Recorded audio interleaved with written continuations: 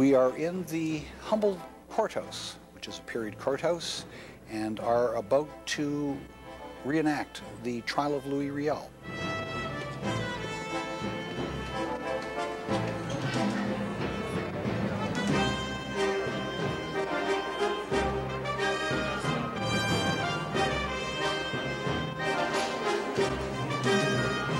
My name is Peter Champagne. I produce the trial of Louis Riel, the longest running dramatic theatrical production in North America.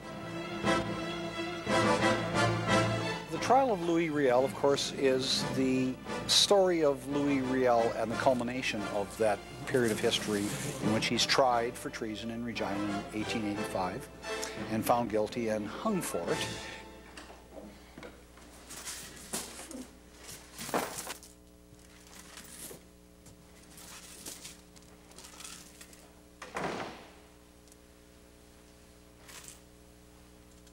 What you're seeing is Riel get up and address the people that are attending the trial and say why he went to raise the rebellion, on what were the issues, why he's coming back, why he wants to face trial.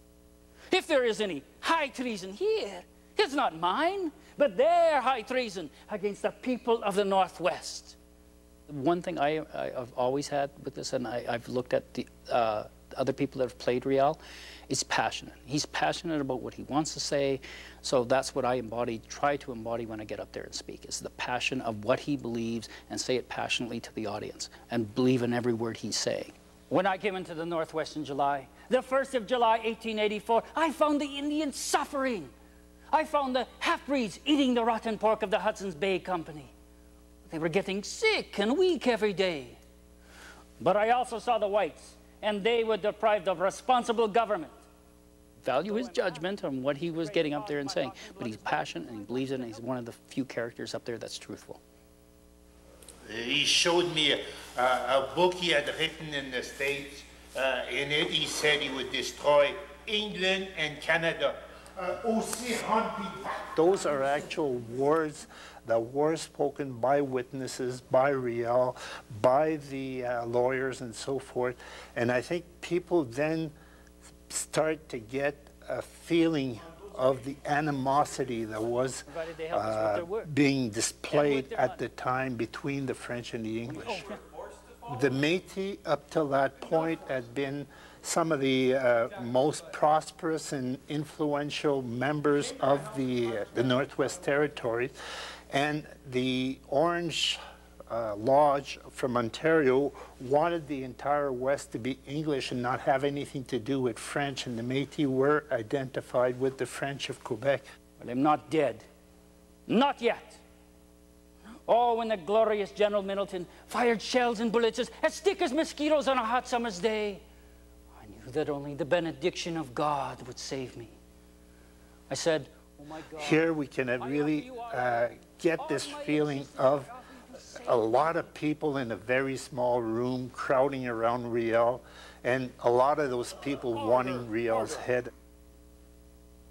The Humboltd courthouse really lends itself to this recreation, and they fill it out with their own people. The jury are all people chosen from here, so they're great folks, and they know this history well. The Humboldt was tied in with the telegraph office, was the last point of communication in 1885 to the east in the world. So there's a very important integral connection between Humboldt and the trial of Louis Riel.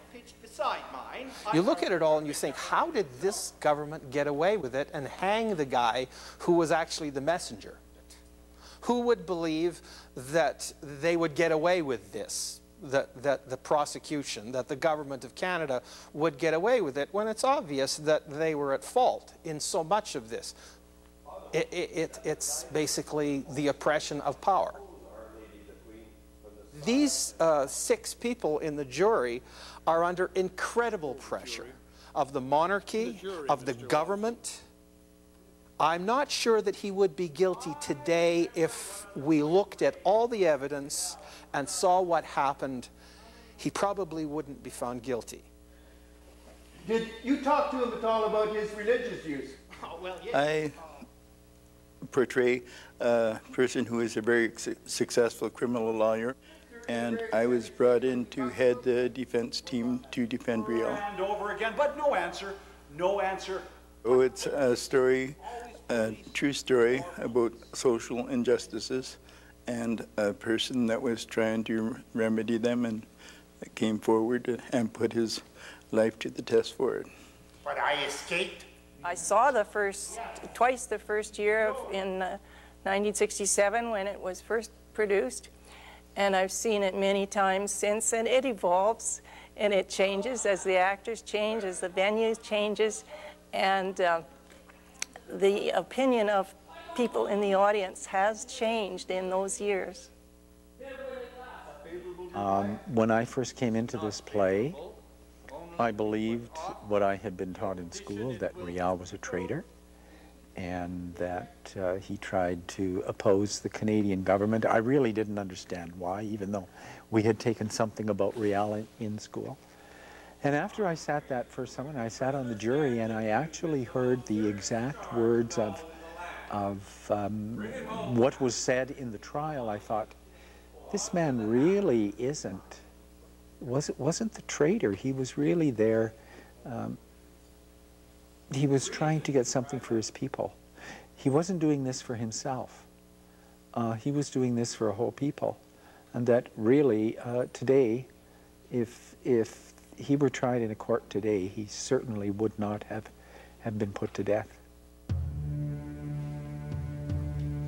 Here is a man who is very much isolated. He had an opportunity to escape, but he chose not to. He wanted to, clearly believed in the justice system and thought that he could be exonerated, which he had very little chance of doing in reality. The Crown, he was embattled with the Crown, who was trying to try him for treason, and he was also embattled with his own lawyers, who, in order to save him, were trying to prove that he was insane. So here was a guy who was fighting with everybody and fighting for his life, to be sure. I indignantly deny that I'm insane. Your Honor! I am not insane! Allow me to speak. No, see here. And if you start really to analyze the storyline, what you discover is a lot of it was lies. Do you swear to tell the whole truth, nothing but the truth, so help you God? I do. And this is why even today, 125, 126 years later, a lot of these conflicts have not yet been resolved because we're not ready to come to grips with the truth. We're also now reevaluating what Riel is as a role in Canada. He's making a transition from what they viewed him as a traitor now to becoming a hero, and that sort of transition is becoming our Western Canadian identity in some ways. He said he wanted to get an indemnity from the Canadian government, who owed him $100,000. Oh, $35,000. We have been, in the last couple of years, starting to move out from Regina, where we have been stationed, coming out here to Humboldt, Saskatoon, and this year we got down to Ottawa.